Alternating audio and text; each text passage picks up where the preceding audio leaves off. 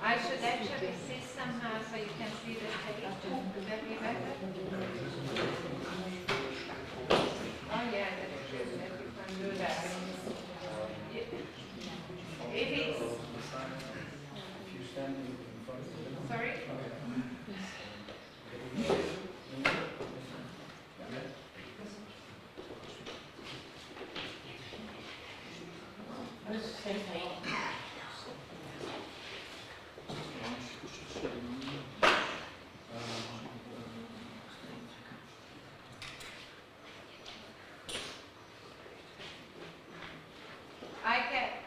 I can select hide non-video participants, and you can also do that, right?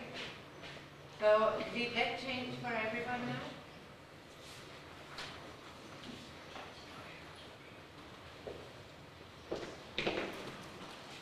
You can do that if you go to select someone who doesn't have a screen, and you click, you have the option, hide non-video participants, show non-video or hide non-video participants.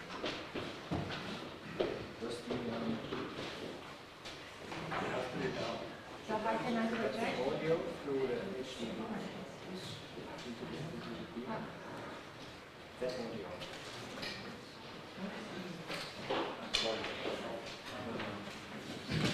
How can I project here? How can I project? Have you put it here in? Yeah. Yeah, and it doesn't work with the computer?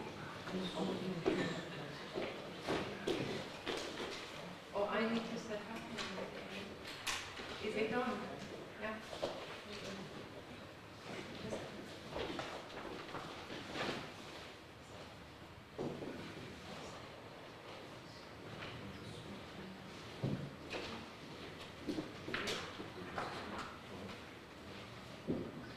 I'm getting sick.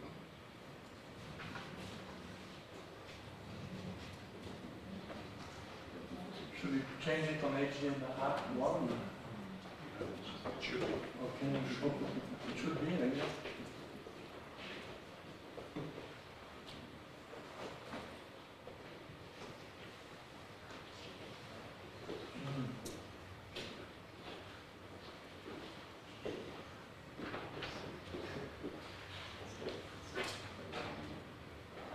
It was not on, wait a second.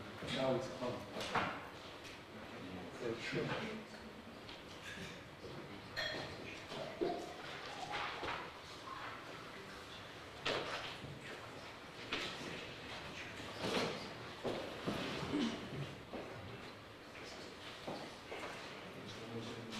This is I want. you can try to set We have it or we don't have it? Could the speaker say something? Could someone say something? Good. Yes, you are talking. The sound is not there yet, but it needs to.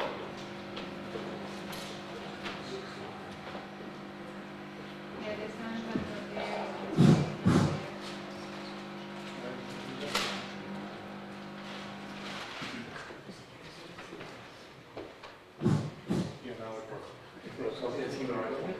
You just took off Yeah, let's the go. one just to know. You exchange them? Yeah, leave it out then. It was this one, right? Yeah, You can take it out, this one. It's not true. This one.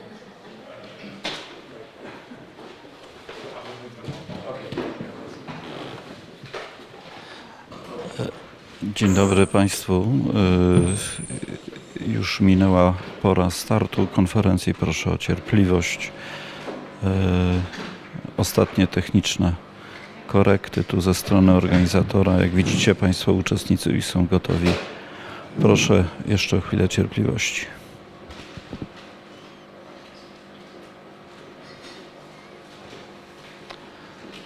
W konferencji wezmą udział zdalnie łącząc się inni prawnicy, więc w tej chwili trwa ich podłączenie do systemu. You're projected now, or that explain? You're projected on the big screen now here in the room. And don't be maybe when you have that. As long as we can get.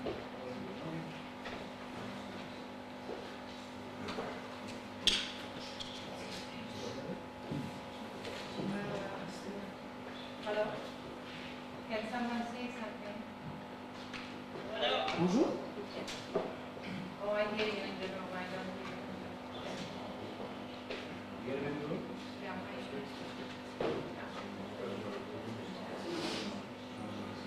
I want to see the chat. Put it up live, right? Can I say something quickly? Hello? Yeah. Yeah, we're not recording, right? No, I guess we're not recording. We're not recording. Go ahead. There seems to be a little bit of misconception about who we are. George Webb, who was the journalist, has tweeted that there's a WHO press conference today at 3 p.m. You'll find out if it's another secret. Because I just been trying to say this is a civil society initiative. If people tune in thinking we're on the World Health Organization, then it's all too good.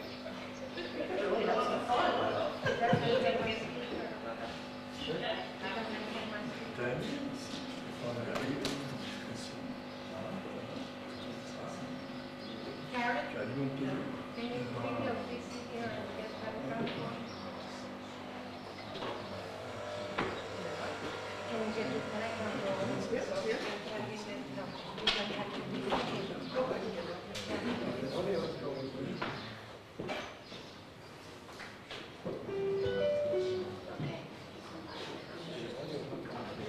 okay, so it's going to, so how do I get them? And we hear it now?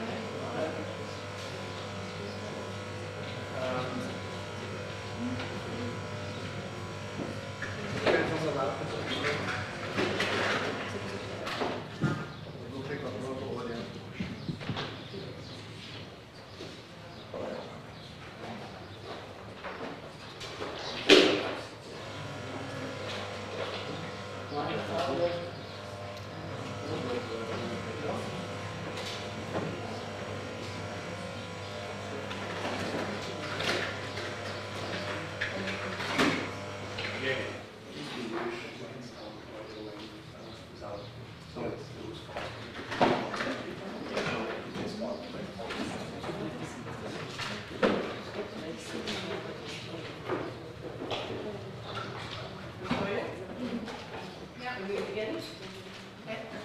Not yet. Finishing the setup. So we might be a little late, just finishing the setup. Hello?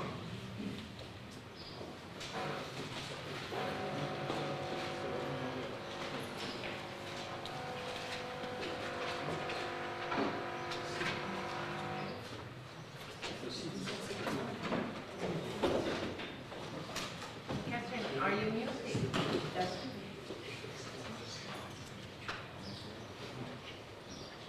Can we do a sound check, please? Yeah, that's what we are working on today. Yes, in front of Okay, turn my micro. Can you hear me? you. Start loud. Nico, Vous avez vu? Vous avez vu? We want you to... So I can? Which is the projector? No, because if I can moderate, then I... Testing 1, 2, 3. Testing 1, 2, 3. Sorry. It's important to close and I know it. to talk very close to the mic. Basic, As but... soon as you're here. Testing. as close as possible.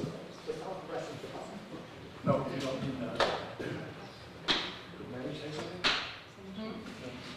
Mary say something? Hello? And get the... Can you try to manage this?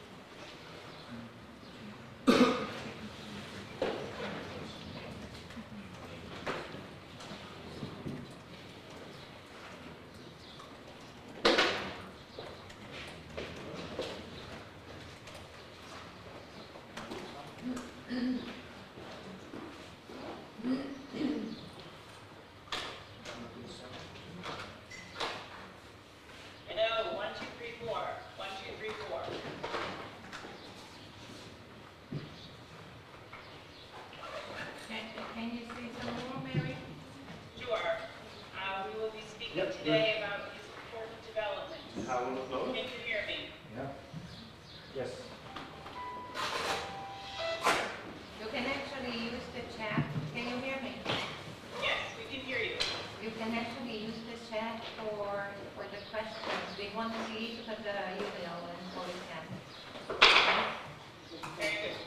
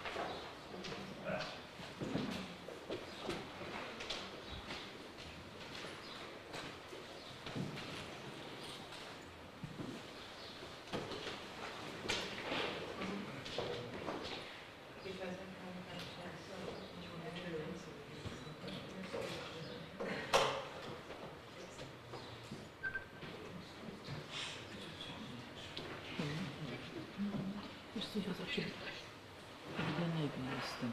Teraz zaczyna się konferencja. Tak, tak. Zaczyna się konferencja. Wieczorem, 19:30. Jutro. Tak.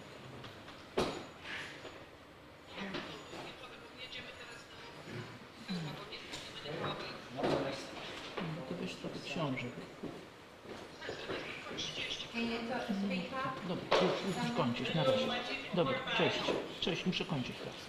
A bit more, just continue because we are trying to set the sun. Sure. We're going to be discussing the international health regulations today and the conclusion of the World Health Assembly. It's not in the room. No, no. Okay. Can we turn the room some? No, I can talk up and Sorry, Mary, can you be? Sure. So we're going to be talking today about the World Health Organization and its response to COVID and why it is unfit to be the global health dictator of the world. And I look forward to hearing perspectives from many people here today who have many important insights into what's really been happening over the last, during the time of these negotiations and before that. I will talk about how we get here and a little bit about WHO, particularly with respect to vaccines, and then in the COVID situation and why COVID on offer is so dangerous.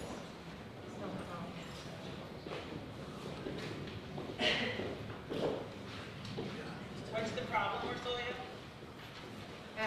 We are just struggling with fixing the voice so we can hear you properly in the room. It's a bit quiet. where is the voice coming from now? I don't Where is the voice is coming through there, right? There is the Where is the voice. speaker for this? What you can hear now? I don't know. It should be there. Isn't it there? Now it's not. So the HDMI goes to...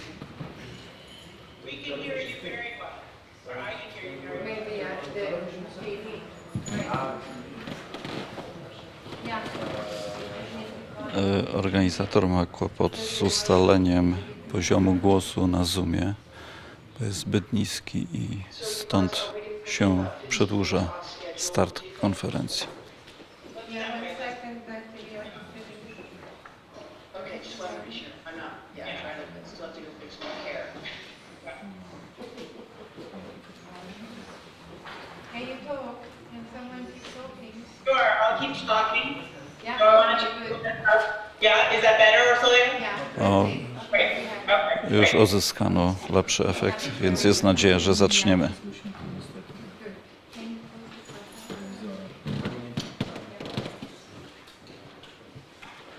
We have the voice.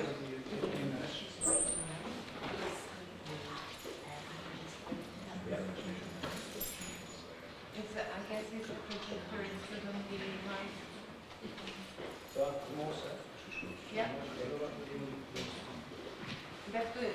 Mary, sorry, can you just welcome everyone again? Yes. Welcome to this press conference about the World Health Assembly's recent negotiations on the international health regulations and the future of the World Health Organization. Can you hear me? Yeah, it's super, thank you. Good to go? Great. So we are good to go. We We are. are Okay. Okay, start? No, it's okay.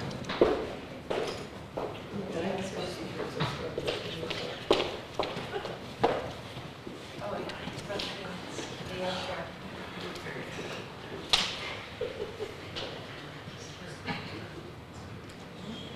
Yeah. Yes, yeah. Do they hear it when they start?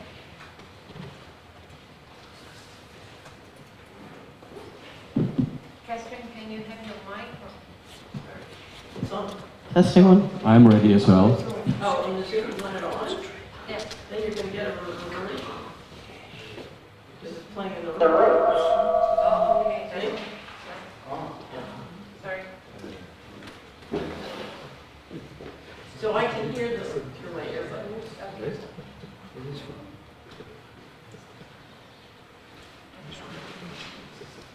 Did you mute your mic? I don't hear the music.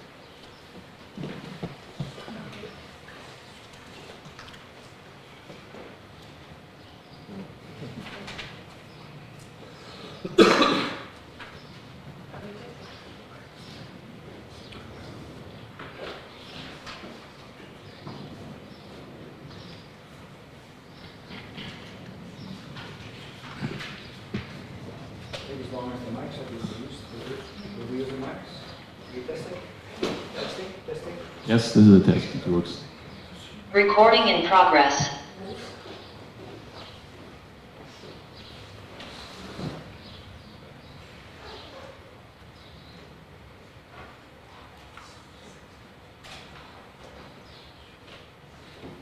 Okay. Go. Good afternoon, everybody. Bonjour. Grüezi miteinander. Schönen guten Tag. It is my great pleasure, on behalf of a group of lawyers and of WHO experts around the globe from many different countries, to welcome here in Geneva the press and to welcome at home everybody on the screen, here from here in the Geneva Press Club. My name is Philip Kruse. I'm attorney at law with my practice law firm in Zurich. Today is Saturday, 28th May 2022, and it is the closing day of the World Health Assembly 75th session. What us all brings together is our shared experience that during the 2.5 past years we have seen our governments calling for more powers for emergency law purposes. We have seen in our cases that we presented for our clients that our courts, regional and high courts, did not respect the Constitution, did not perform their constitutional duties in terms of independent examination of the legally relevant facts. Our national courts refused to do this constitutional duty. And the reason we were always given was, we live in a pandemic. We all share the experience that also our national parliaments refused to perform an act of supervision of our governments. In particular here in Switzerland, where we wrote multiple letters on behalf of the Swiss Lawyers Committee to urge the members of parliament to initiate a process of reinvestigation. Do we really have still a threat for public health? We were given the response, no, we can't do an investigation as long as the status of public health emergency of international concern is still going on. And we could continue our list of joint experience in these terms.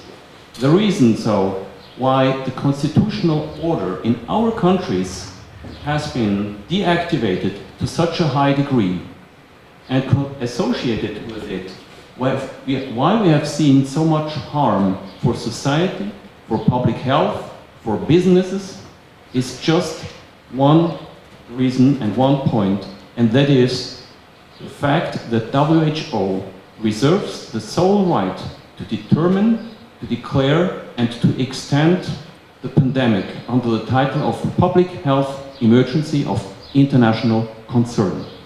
There are just a few people who are competent, who are doing these declarations.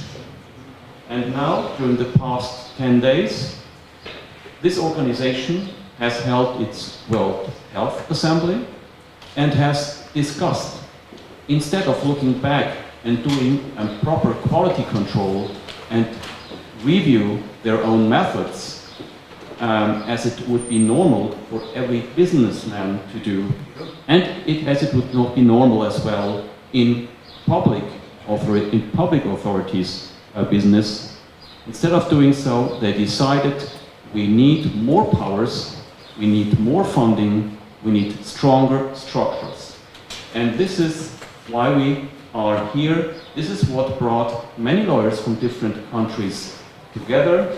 We have to address this topic as we are about to address and to see an emergency for our democracies, an emergency for our constitutions.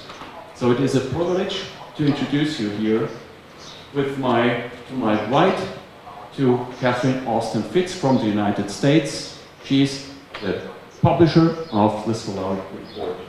Very welcome, Catherine. Thank you very much for doing this long way. Then to my left, I have from France the attorney at law with her own practice in Paris, Diane Prota. Sois la bienvenue. Merci beaucoup pour l'invitation. C'est super que tu es ici. Et puis maintenant, also on my left side, from Austria, Dr. Georg Prochlik with his law firm in Vienna. Welcome here to Geneva. Great that you're here. Also on my left side, from Austria. So, and now with us as well, we have many other lawyers and many other experts around the globe who are with us on the screen via Zoom, and they are being introduced by Polly. Polly is the head of CHD TV. Please, Polly, I turn it over to you. Would you like to introduce our other speakers around the globe?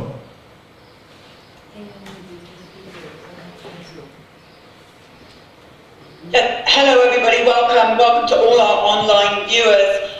We have with us Mary Holland, President of Children's Health Defence, who is up next to speak. We also have live here on Zoom Shabnam Paliza Mohammed from the World Council for Health of CHD Africa. Dipali Oja is also here with us, Leslie Manukan is also here with us, and John Titus is also here with us. So we will hear from each one individually. But first up, Mary Holland, President of Children's Health Defence. Holly, thank you so much, and thanks to Arsolia Giorfi for putting together this distinguished panel to discuss this truly critical development in the world. It's a truism that all politics is local, but World Health Organization has turned this on its head, suggesting that all health is global, and yet this violates everything we know about politics and health. Individuals' actions are the most important factors in determining individual and community health. Local communities, national governments, and finally, international institutions should play roles in creating health policies. Protection of health and individual rights are best achieved at the local level. So WHO is turning global precedent and common sense on its head.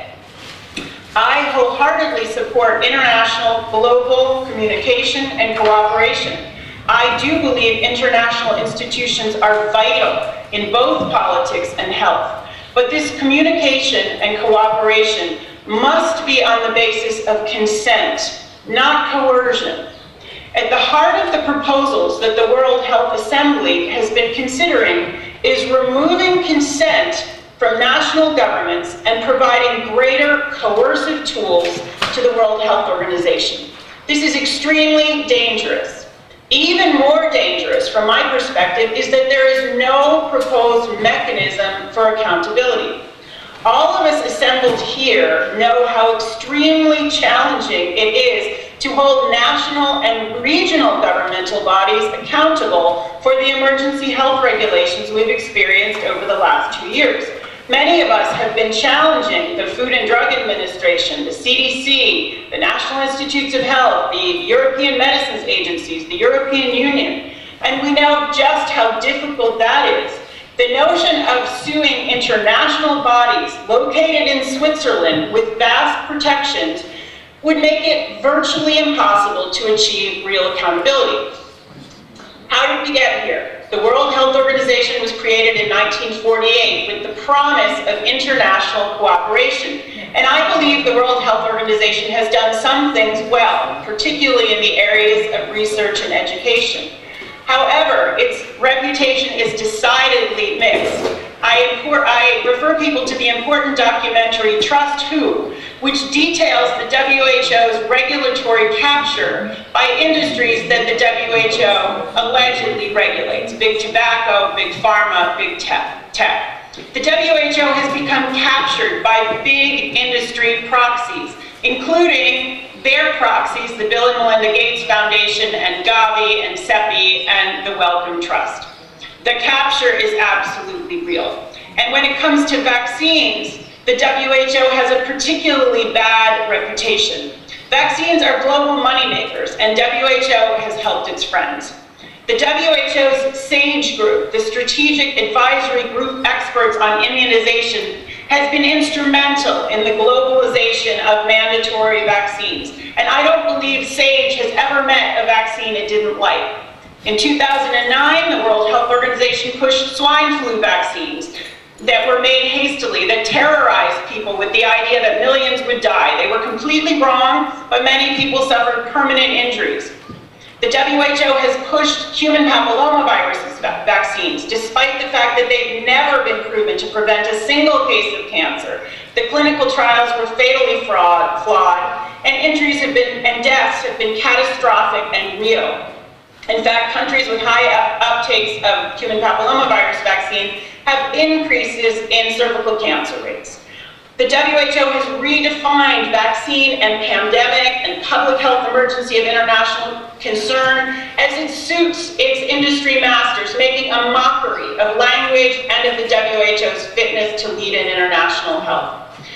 Children's Health Developers will be coming out with a documentary in just 2 weeks, Infertility, a Diabolical Agenda, showing the WHO's direct involvement in distributing infertility-causing vaccines in Africa, failing to give any informed consent, deceiving and abusing women. And I would note that under the Treaty of Rome, creating the International Criminal Court, forced sterilization is a war crime. In the COVID era, the WHO's response has been particularly bad. It encouraged travel from China when that had a direct impact on disease spread. It took the WHO 2 years to acknowledge that SARS-CoV-2 is airborne and that ventilation makes a difference.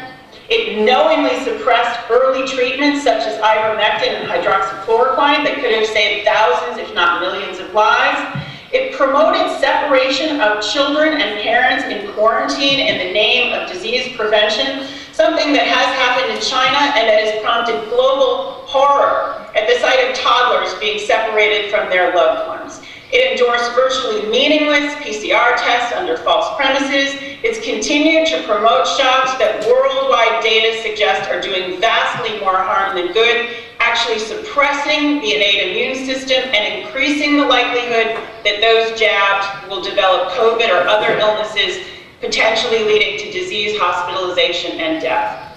Despite this appalling record, Director General Tedros and his backers would have us give the WHO virtually dictatorial powers over world governments, the right to declare pandemics whenever and wherever they please, with essentially no oversight or accountability, the ability to send in health SWAT teams anywhere in the world. For the record, I and this group are hardly xenophobes or extreme nationalists. On the contrary, we have assembled an international group understanding just how important it is to view global issues from varying perspectives. I deeply favor international communication and cooperation, but global institutions cannot endorse despotism, tyranny, unaccountability, and corruption. These are unacceptable at the national and international level. People of the world can and should reject any developments that facilitate power grabs by unaccountable leaders and institutions. So in that spirit, I happily pass the baton to my colleagues and look forward to learning more about these important developments in the last 10 days. Thank you so much.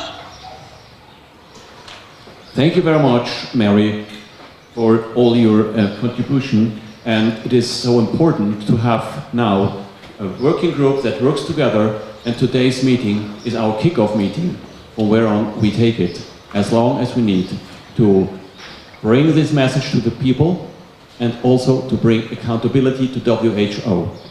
Now, it is my task now to give you a brief overview on the changes that are now about to be made on the concrete level, and then the changes that we see at the horizon and what to expect from these changes. What made it to the headlines the most under the title of International Health Regulations was the United States proposal.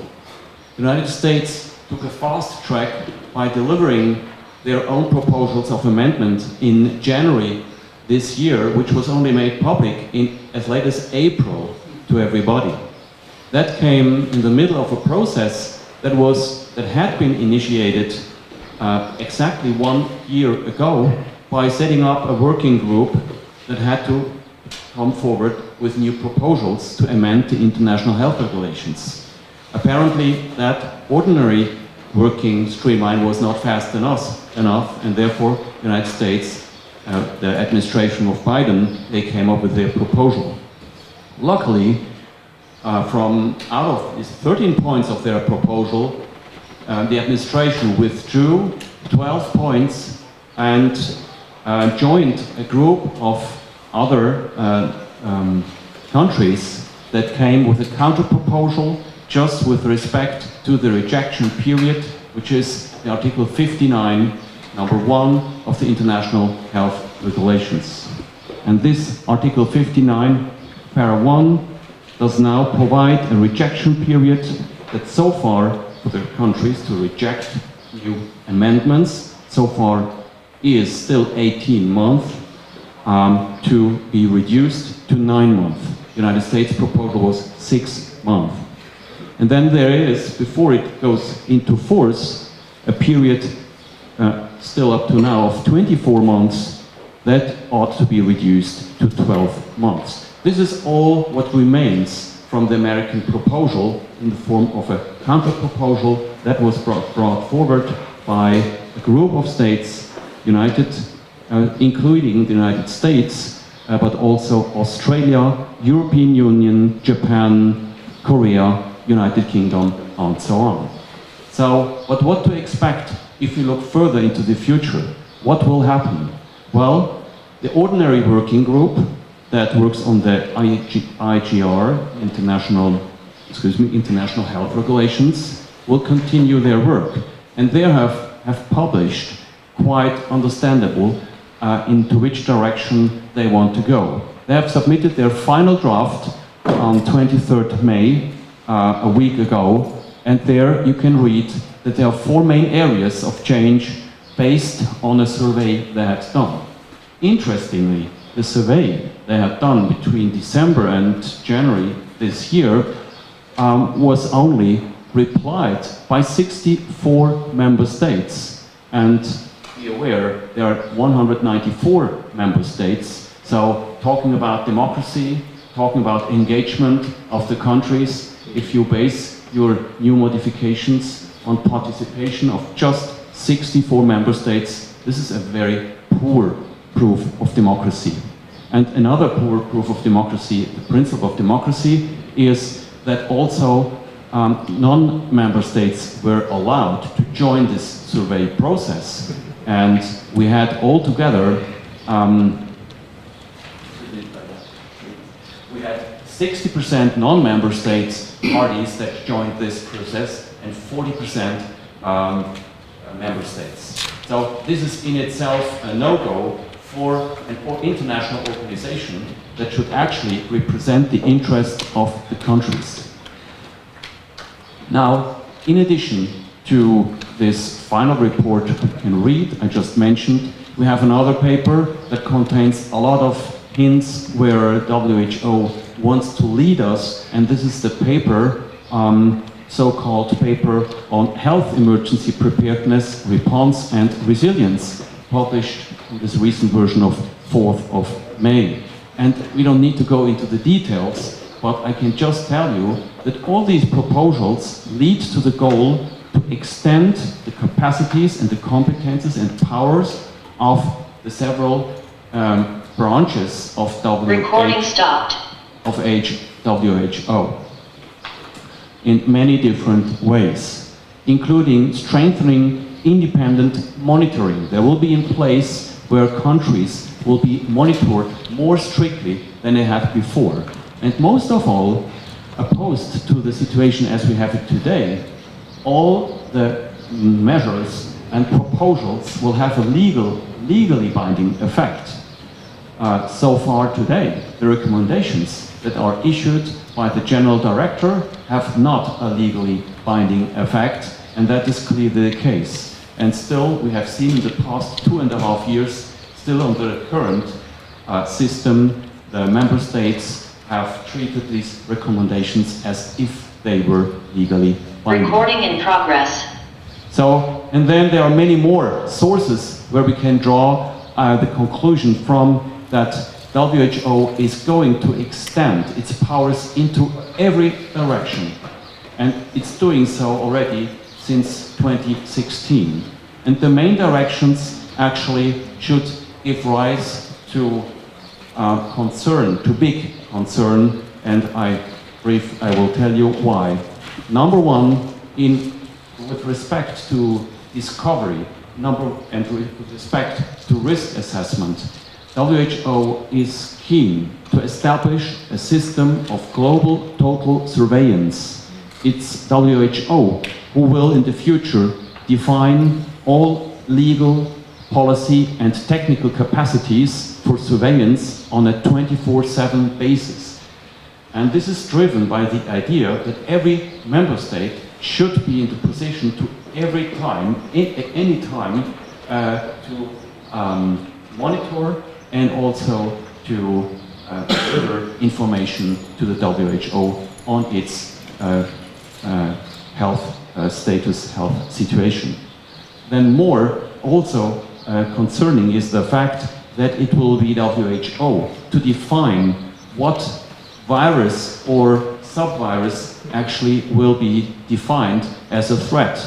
And they will put it on a list, and that list cannot be challenged, cannot at all, as we have seen the past 2.5 years, put in question. If some constructed virus makes it on the list and it is somewhere discovered by some PCR test, you can be sure that it will give rise to a public health emergency of international concern. And this is the next point.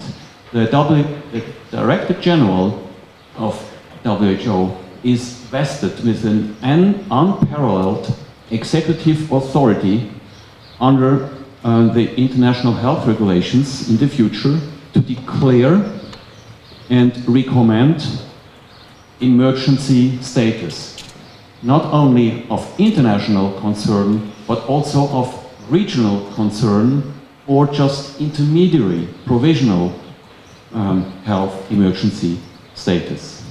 And that would then, as we know, trigger our member states to, in our countries, to declare national emergency, so with national extra powers and national extra measures, putting our courts to the sidelines and putting our national parliaments, making them statistic figures.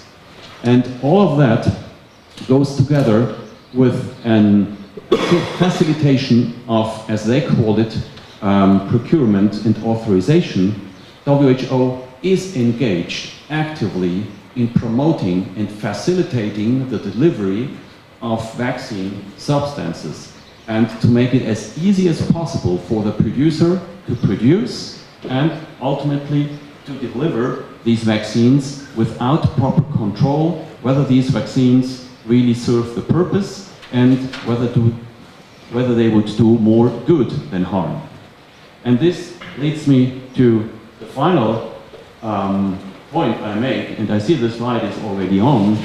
We run all the risk that actually with accepting the changes that are in the pipeline, which have not been talked about yet, but they are in the pipeline, that we will be caught in a never-ending pandemic creation cycle that can be controlled by WHO only. And there will be no chance of any supervision, no revision, no revised assessment.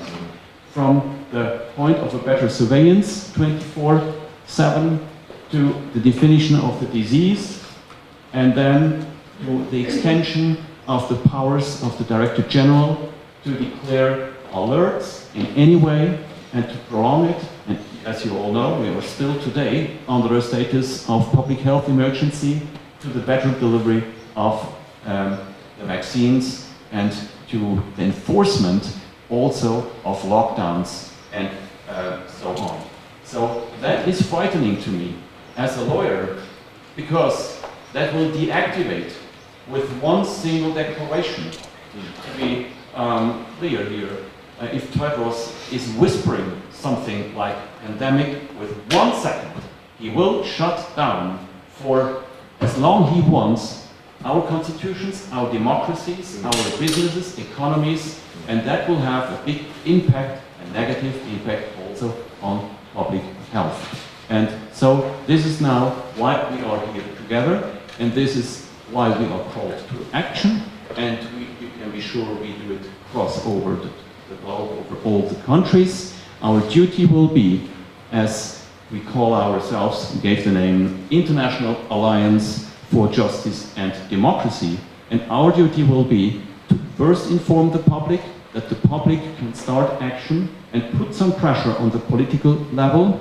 Then, in addition, a point must be that we insist in proper investigations, that really put under scrutiny, was it really was it justified to call out pandemics on the international level? This reassessment, this re-evaluation also stretches to all countermeasures and to the principle of strict quality control. And there are many more things, you can be sure we will start, and as this is a big project, we can only do it together, and I'm very happy that we found each other and that we are a group of high qualified experts, and hereby this is a call to all my lawyers colleagues, to all my expert colleagues in the world. Please join us. Join our global alliance for justice and for democracy, and reach out to us so that we can work together. Thank you very much. Now,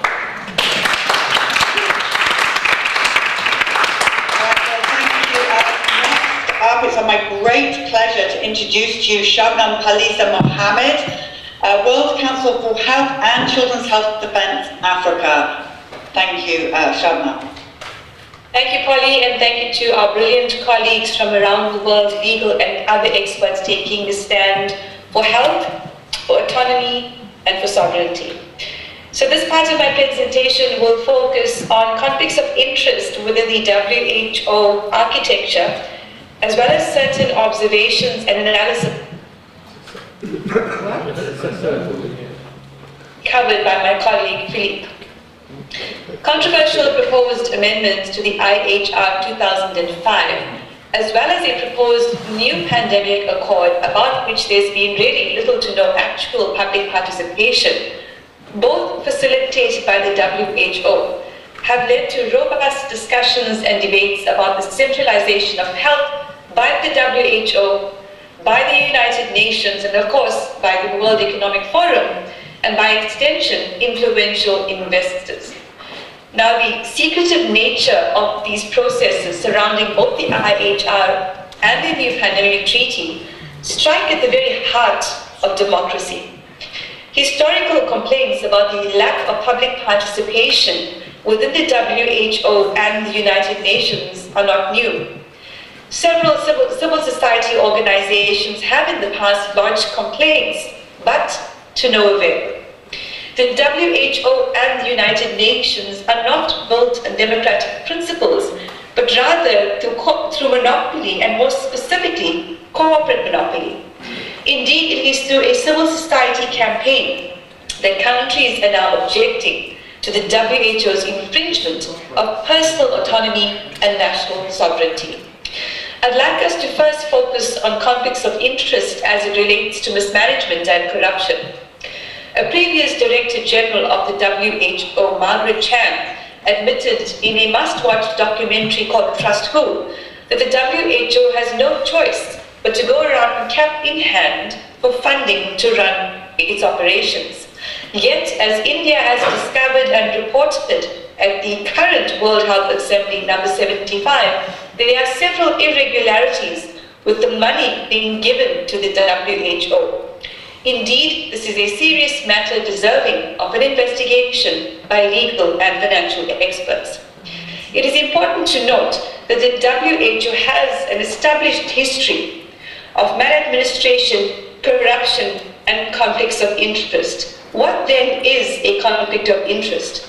One of the legal definitions includes, it is a term used to describe the situation in which a public official or fiduciary who, contrary to the obligation and absolute duty to act for the benefit of the public or a designated individual, exploits the relationship for personal benefit, typically financial. We might have heard by now that the WEF and the WHO have announced a partnership towards a 2030 agenda. And certainly this organization and others will be keeping an eye on this partnership as we work towards creating alternative pathways for health, autonomy, and freedom. So let's talk about the types of conflicts of interest that exist. Number one, actual, potential, or perceived conflicts of interest. Two, these conflicts of interest can be financial or non-financial. Three, they can be direct or indirect. Four, they may involve personal or professional relationships. Five, they are conflicts of role and duty. And six, a predetermination on decision-making. Due to the influence of private money, in a Journal for Integrative Medicine, a WHO whistleblower review stated that the WHO is the biggest threat to the world's public health of our time. In assessing conflicts of interest, the question to be asked is, would a reasonable person think that a competing interest or conflict or appearance of conflict or a possible conflict with the duty to act in the best interest of the entity it has influence in and control over? Let us turn to now talk about some examples of conflicts of interest. Given the restrictions of time in this very important event, I'm going to highlight 8 of them very quickly. The WHO is predominantly funded by the private stakeholders.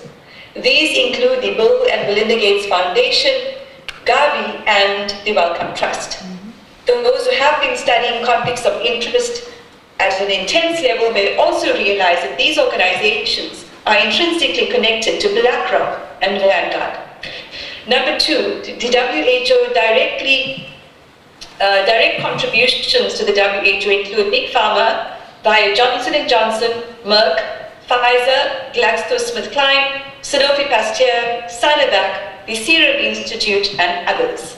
3, the WHO's personal injury protection and in-kind contributions are also dominated by Big Pharma payments. 4, the WHO signed a long-term partnership agreement with the Wellcome Trust, whose major donors are Big Pharma and corporations such as JP Morgan Chase, all with major shareholdings in Big Pharma. 5, the WHO Global Vaccine Action Plan appointed a leadership committee consisting of the Bill and Melinda Gates Foundation, Gavi, the Vaccine Alliance, the NIAID, UNICEF, and of course, the WHO. All these entities have a direct investment in and are beneficiaries of the vaccine industry. 6. The WHO's funders and decision makers often include individuals who own patents in or interests in products, including vaccine products and vaccine technology.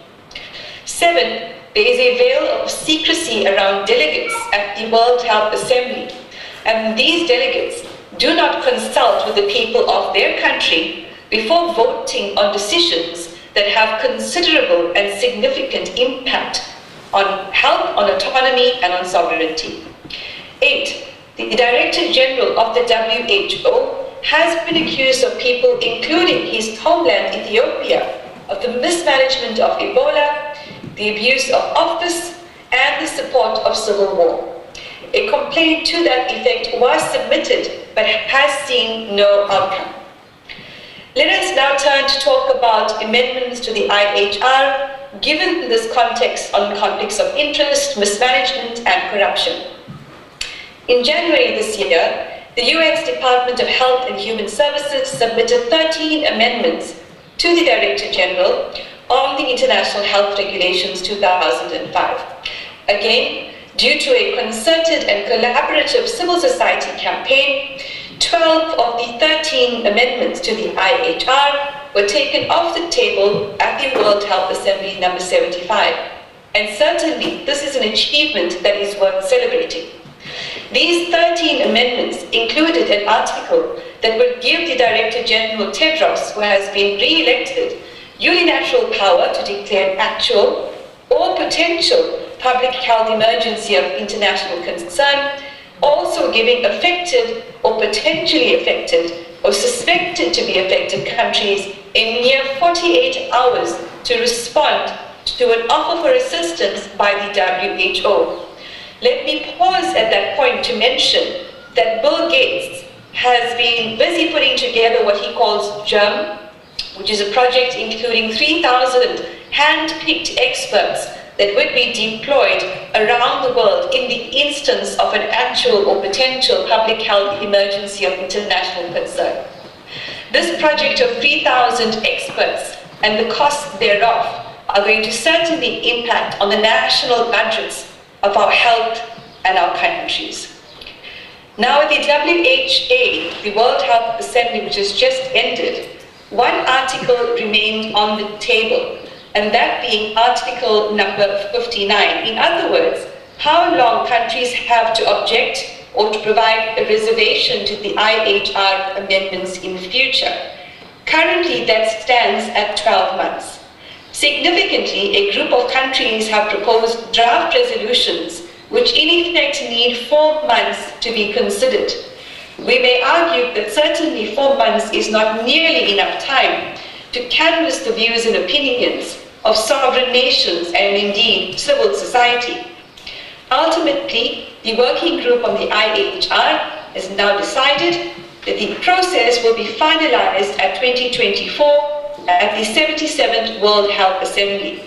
Of course, those of us who've been given a sharp eye on the WHO have realized that this date, 2024, converges with what the WHO anticipates to be the new pandemic treaty. In other words, the IHR amendments and the new pandemic treaty will be converging on the people of the world, unless, of course, the people of the world take a decision to resist and to co-create parallel health and autonomy systems. Now, colleagues, what will happen in this time is intense lobbying to convince World Health Assembly representatives to vote in favor of these amendments.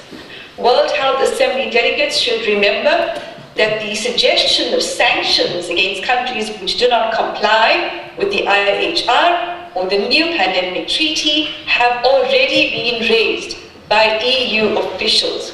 And so certainly what we are seeing is the weaponization of health via the WHO as the tip of the spear. I would like to also highlight the duplication of process and costs.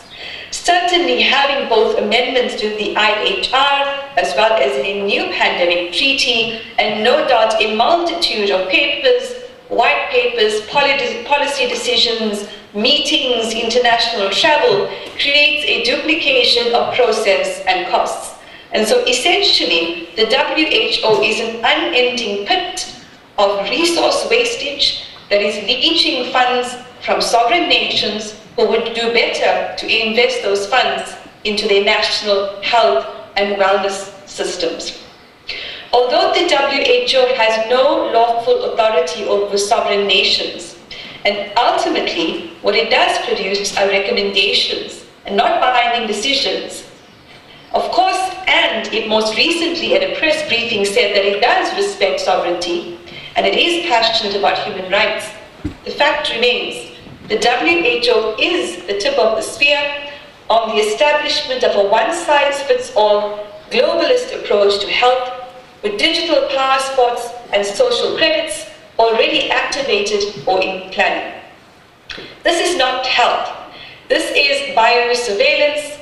It is what they call health security, and we need to pay close attention to the language that is being used to attempt to shape a very different type of world to what the 99% of us want.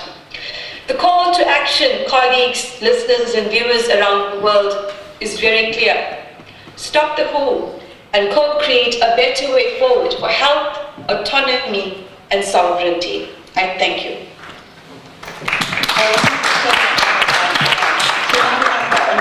Little section here on regional updates. We're going to start with the World Health Organization's role in Africa, and we're going to go back to Shabnam Palisa Mohammed to hear about that.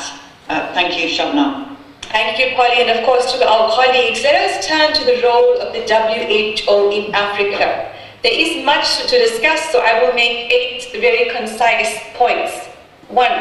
The WHO stands accused of facilitating or legitimizing Pfizer experiments on African Nigerian children without proper informed consent, and this was in 1996. 11 of 200 children experimented on died, and their families, or some of them, only received compensation in 2009.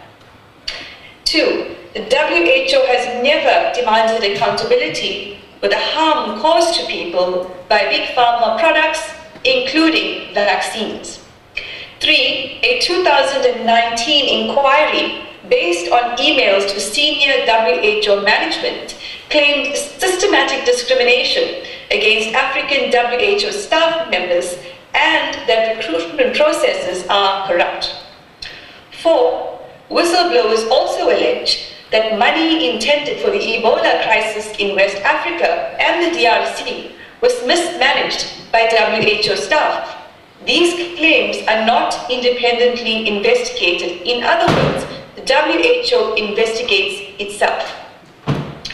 The WHO's malaria study was reported in the BMJ to constitute a serious violation of international ethical standards due to a lack of informed consent of Ghanaian, Malawian, and Kenyan children. The GlaxoSmithKline vaccine Mosquirix caused 10 times the amount of cerebral malaria as opposed to unvaxxed people, and a doubling of deaths in young girls. 6. WHO whistleblowers who spoke out during the COVID-19 chapter were victimized by WHO staff, leading to international campaigns to support whistleblowers. 7. The WHO is supporting mRNA production facilities in Africa, knowing full well the issues with electricity supply crises in countries like South Africa, and simultaneously pushing for the establishment of the African Medicines Agency, which would serve only the interests of Big Pharma. And 8. Like other UN organizations, the WHO is plagued by wasteful spending, disregard for transparency, incompetence, and a failure to adhere to basic democratic standards that respect and uphold the public interest. Of course, I will briefly highlight the WHO's role in South Africa during the COVID chapter. There has been, despite the fact that Africa has the lowest rates of COVID-19 infections and vaccinations, primarily because people relied on natural health practices and natural medicine, which the WHO has a role in trying to block, the WHO is still trying to force unsafe and ineffective experimental vaccine products on the people of South Africa and Africa in particular. Democracies have been subverted with lockdowns, often violent tactics used by the police and by the military. And of course, there's been a devastating impact on economy. In South Africa, for example, over 30% of unemployment is where this country is and is currently facing as part of a broader economic and socio-economic crisis. In addition, over 70% of South African youth are currently unemployed. This would of course pave the way for loans from the IMF and the World Bank, holding Africa, South Africa and perhaps the world hostage to a constant cycle of debt and corruption. I'd like to turn from there now to talk about some solutions which some of our colleagues may also speak to during the course of this press conference. Let's bear in mind Articles 2, 19, 20, 21 and 22 of the WHO Constitution and the WHO's failure to respect and abide by its own legal standards on necessity, reasonableness and proportionality in decision making. Here are some of the solutions we are offering. Number one, an international and independent investigation of the WHO's role in each of our countries, both historically and during the COVID-19 chapter, is essential in order for us to be able to move forward. This investigation should cover maladministration, conflicts of interest and corruption. Where criminal acts, recklessness or negligence are involved, diplomatic immunity must fall away. Second, as my colleague Dr. Astrid Stickelberger recently presented at the Better Way conference, there are three options in dealing with the IHR amendments, the new pandemic treaty or accord, and other tactics that may be used by the UN, WHO, and WEF machinery. And these are A, opposition, to object or to vote against amendments to legislation, or to make a reservation on part of the amendments which constitute a violation of individual rights and sovereignty. 2, representativity and self-determination of the people, using existing legislation within the United Nations infrastructure, or alternatively, a reliance on natural and common law. It is possible for the people of our world to make representations to the United Nations that enhance representativity and self-determination.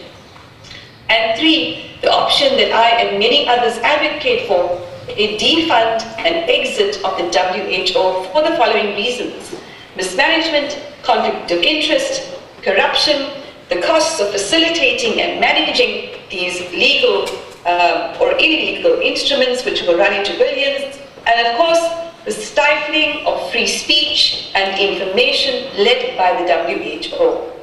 Other solutions are contained in the open letter regarding the new pandemic treaty and the IHR. I must pause to mention that this open letter by the World Council for Health, supported by Children's Health Defense, and many other partners and allies around the world, reached 415 million people in 7 days. And indeed, it is a testimony to the power of the people.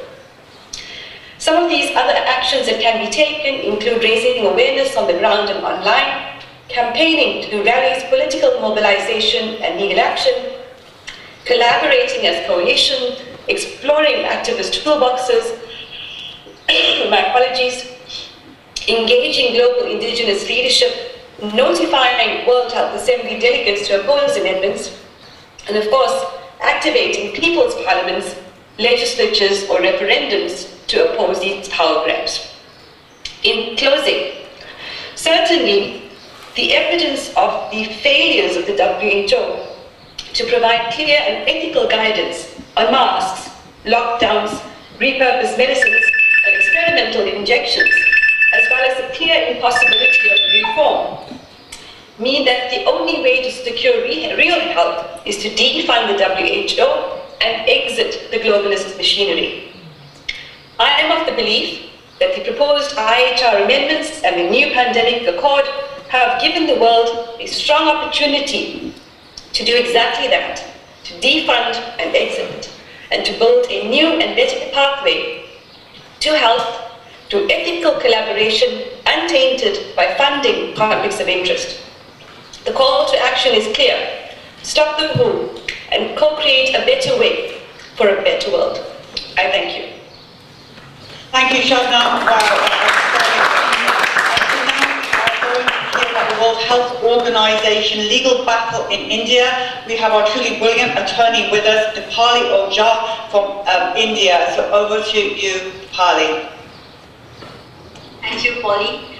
Hello, everyone. Greetings from India. I thank all my colleagues for your brilliant presentation. It's an honor to be here today. And as we discuss the IHR, its implications and dangers posed to our democracy, please allow